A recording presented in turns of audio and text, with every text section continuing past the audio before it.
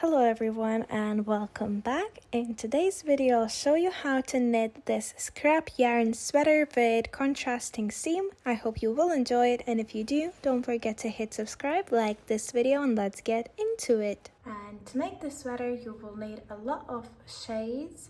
Usually these would be your scraps, but I have this yarn left over from other projects and it's mainly double knit. So these are all double knit. This one is a round and these two are chunky.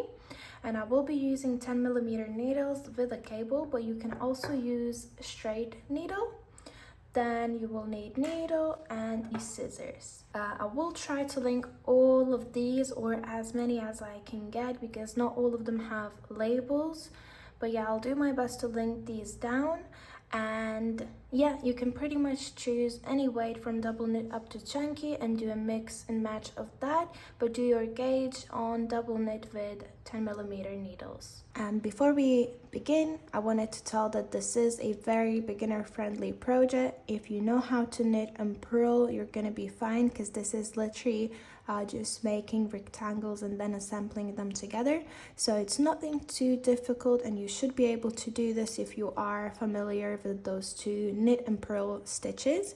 Now ignore that my yarn is curled. I did use it for a gauge swatch, but yeah, I'm using double knit yarn to start off, and we will be casting on using a long tail. So what you want to do is to grab plenty of tail, so that's enough for whatever number of stitches you're going to cast on.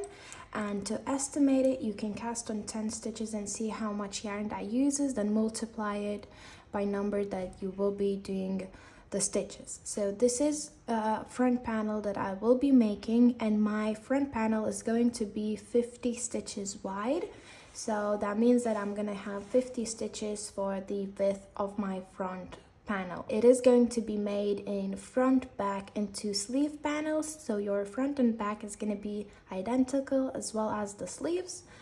And once you have figured it out, you want to make a slip knot, which you can do by making this loop and then grabbing your either tail or working yarn through. Put your needle in, tighten it up, and that's your first stitch on. So that's one. And now you will be going in and casting on your stitches. To do that, you want to grab your working yarn on your index finger and your tail with your thumb like this. So it kind of looks like a heart or M letter, if that makes any sense. But yeah, now to cast on, you go under this yarn into this loop, then in here, and come back through that loop on your thumb. Tighten it up, and that's your second cast on. Again, you go under this first yarn into this loop, then in this loop, and come back. I hope this makes sense. I am struggling to explain it, but you go under your thumb, over this one, and come back through the loop you did go in.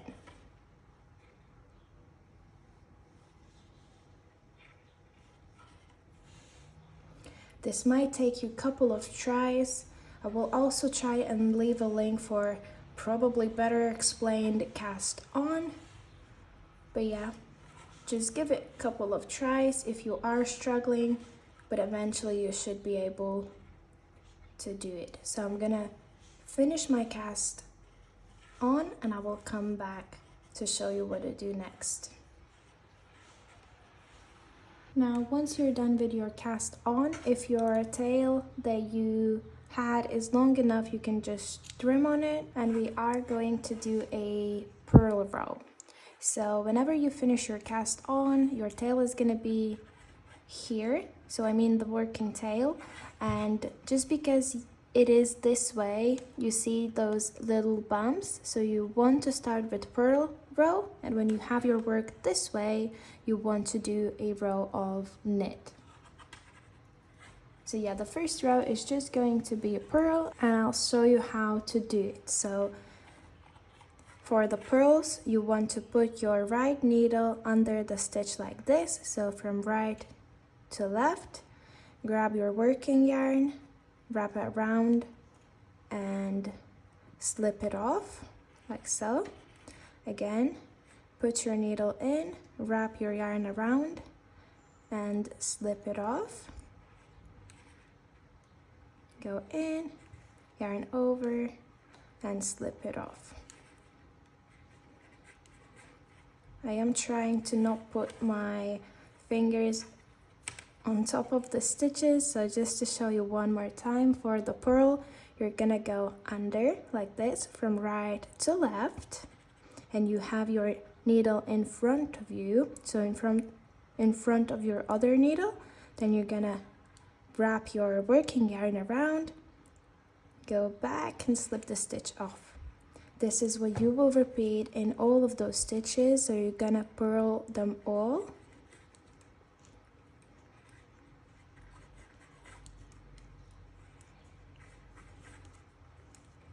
And I did my purl row, so I finished all of the stitches, and I'm just turning it now on the right side where I'm gonna do knit stitches. I thought I will bring you closer in. Now ignore that this is all messy. It's obviously with a much bigger needle, and this is what I want, so it's gonna be a bit looser than what you actually would expect knitting with double knit yarn. But yeah, it's gonna be a bit messy. And now for the next row, you will be doing knit stitches. To do knit, you have your yarn on the other side, so in the back of your needle, and you go from left to right and to the back. For the purls, you are going this way, but for the knits, you're gonna go from left to right and to the back. Okay, so you wanna go in, yarn under, come back and slip it off. Again, you're gonna go from left to right to the back, yarn under and come back. I hope this is clear enough because it can be a bit messy, but yeah, from left to right and to the back, yarn under, come back and slip it off. So what you are initially doing is basically going like this, not necessarily from left to right, but it is like this, and then you yarn under, come to the front and slip the stitch off. So do this till the end of your row, and it is 50 stitches for me, so I'm just gonna do mine and I will meet you at the end. And I finished my knit row. Now it would look so much better if it was with the yarn that hasn't been previously used, because it's all wrinkly and so on. I don't mind it, but I'm just wondering if it's not gonna be difficult to understand. I hope not, but I'm still gonna show you these two rows again. So I did my knit row, I'm gonna turn it, and now to do your purl row again, you want to have your tail in front of you, so in front of this needle, and just like I showed, you go from right to left. Make sure that this first stitch is tighter, wrap around, go back and slip it off, and then repeat the same thing in all of those stitches like so. So again, from right to left, wrap around, come back and slip it off. And now that the purl row is done, it's again knit. Your tail is gonna be in the back behind this needle, and to do knit stitches, you go from left to right to back like so, yarn under, come back and slip it off. Again, go into your stitch and knit. So from left to right to back, yarn under, pull it through and slip the stitch off. Repeat this in all stitches, and from here you will be repeating the same exact rows all over again until this is to your preferred length. I will of course update you on how many rows I did, but just to have in mind that we are working with different yarns, you most likely will be doing this with variety of different yarns as well. And if I did more rows in chunky yarn than you, it's probably gonna be longer. So just focus on whatever length you want to reach and do rows accordingly. I will come back to show you how to change color when you are done with the current one. So let me just do my rows until I am going to change it, and I will show you how you do that. Now this is where I'm gonna change color. So I've already cut my old one, leaving a bit of a tail, and I'm gonna be changing it on the knit side. So what you want to do is basically grab your new color, and it's the same exact thing as to work with old color. You just go in as to knit, grab your new yarn and wrap it around, leaving a bit of a tail as well. Pull it through and slip the stitch off. It's gonna be very loose, so you kind of want to work a few more stitches. And once you have those few stitches, I like to tie those two ends together just to make sure I don't lose my stitches, because it is very loose at the beginning. So I just make 2 knots and then continue as normal. So this is how you will be changing color. You don't have to tie them together, but this is what I like to do. And yeah, I'm just gonna continue making my rows until I have long enough, and I will meet you at the end. Now, once you have your rows done, I think I did 65 rows in total, we are going to shape shoulders. So I finished on knit row, and my next one is purl. So I'm gonna purl, but I'm only gonna do this for 15 stitches. So this is how big my shoulder is going to be. You can do any amount, just basically put it against yourself and see how many stitches you need for one shoulder, how much for the neckline, and then another shoulder. So it is 15 for me. I'm gonna purl that.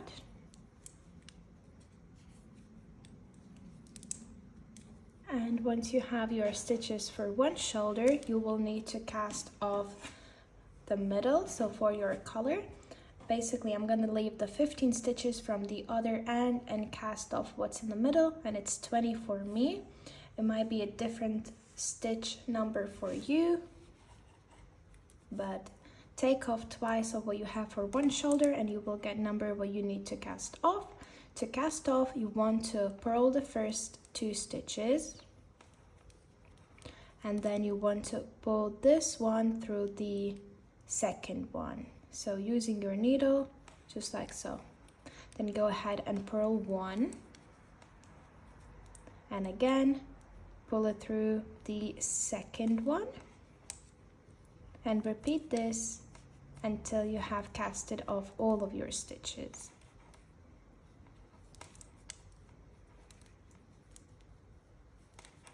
And the cast off is done. As you can see, I have this last stitch from the cast off, so you want to put it back on your left needle and purl the next 2 together, because this is the extra stitch that we have from the cast off. And by doing purl 2 together like this, we're gonna simply keep the stitch number that we need, and then you're gonna purl remaining stitches. Ignore this little guy, he always has to be in the middle of camera. But yeah, I'm just basically purling my 15 stitches.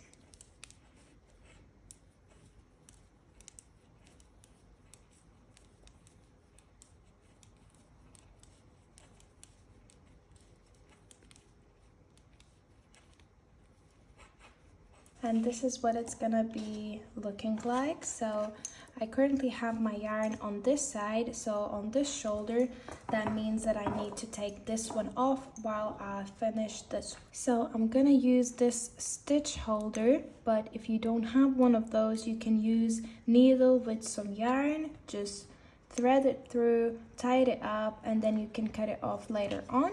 I'm gonna use this because I do have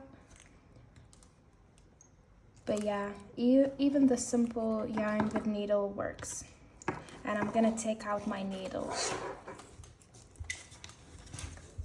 Now we only have those 15 stitches, and what I'm gonna do is I'm basically gonna do another 3 rows for my shoulder, meaning I'm gonna do knit, purl, knit, and then cast off. So yeah, just grab your work, and you already know how to do this. So I'm gonna knit my 15 stitches. At the end of your row, again, turn your work and purl these stitches. Again, you can do as many rows as you need. This is the chunky yarn that I'm using for this part. So if you are doing this with double knit, you might need a bit more rows.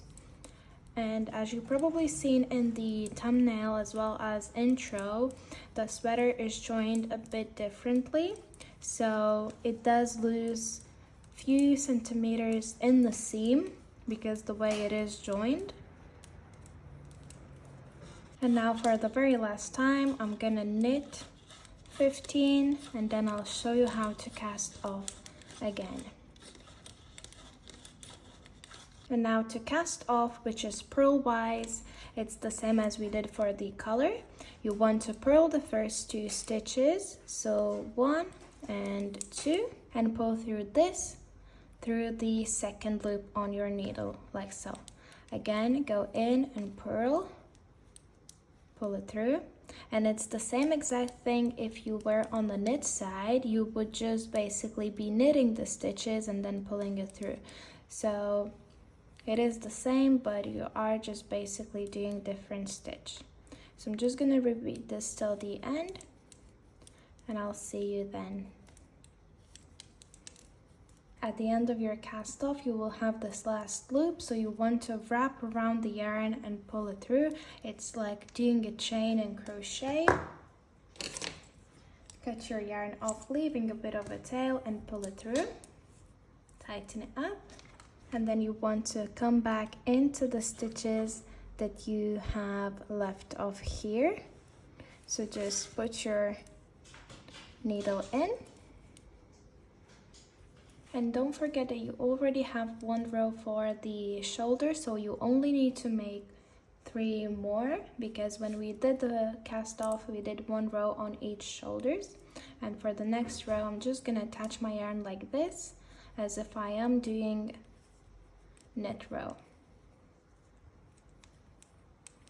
And then knit all of the stitches.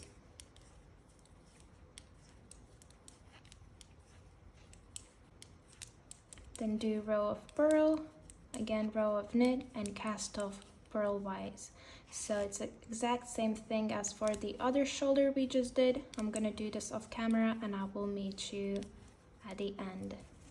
And this is what it looks like casted off for both shoulders. It is curling a bit, but hopefully you can see. Once you've finished your front panel, you will need to make a back as well. For the back, I didn't do any shoulder shaping because the back area does not need a lot of the scooped color basically. So I just did a rectangle of full rows, and I did the same exact number of rows plus rows for what I did for the shoulder. So it is the same number of rows as the front. And now for the sleeve, I'm not going to show you how to do it because this is exact same thing. You are going to cast on whatever amount of stitches you want for the width of your sleeve, and I did 40 stitches in total, and I then did 70 rows in total of just doing knit and purl rows.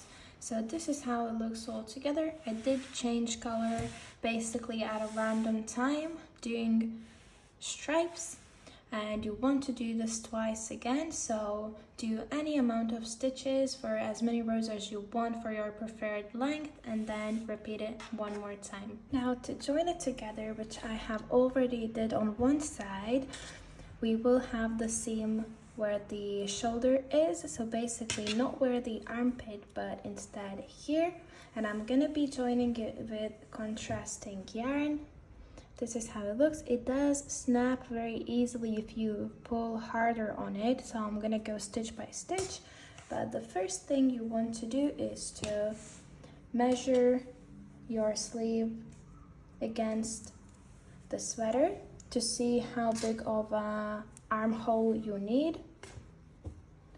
So I have my sleeve folded in half like this, and I'm just gonna lay this piece flat to see how much I need to leave. Now I already did this on the other side, so I'm just gonna do the same space where I have my other sleeve, and using a stitch marker I marked my armhole here.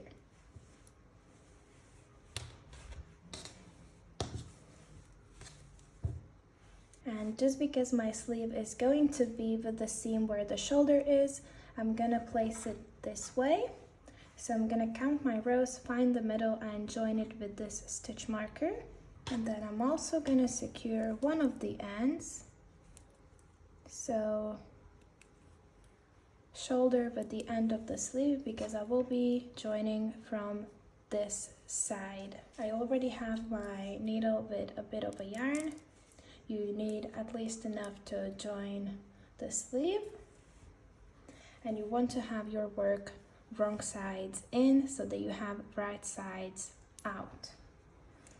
Go straight in into the both panels. And I'm just gonna go into the same space one more time to secure this end, and I will hide the tail later on. Now all you want to do is just basically make stitches even distance apart. So my tail is on the other side, so I'm gonna go into this side and into the back, pull it all through, and that's your first stitch. Now again, the tail is on the other side, so I'm gonna go from the front to the back again, pull it tight. If your yarn doesn't snap, you can do multiple stitches in one go, and you want to kind of keep the same distance between the stitches, more or so. Yeah, just try and keep the same distance while you do your stitches. And I'll see you at the end here. Now once you have joined your sleeve, you want to fold it in half, like so, and you will need to sew the shoulders together using the same method, as well as this sleeve opening and the bottom of the sweater. So from the armpit down below, then repeat the same for your second sleeve, and I will show you how to hide the tails in. And once you're done joining, you will need to hide the tails. So grab a needle, put the tail in, and just go on your wrong side. What I like to do is basically just going into that seam we created, like so, to weave that tail in.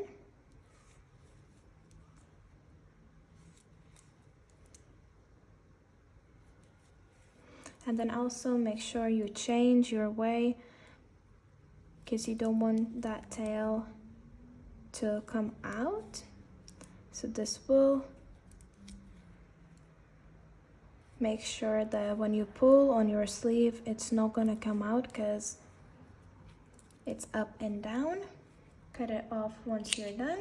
Repeat the same with all of those tails. And this is it. I hope that you enjoyed this tutorial. If you did, don't forget to hit subscribe, like this video, and I'll see you in my next one.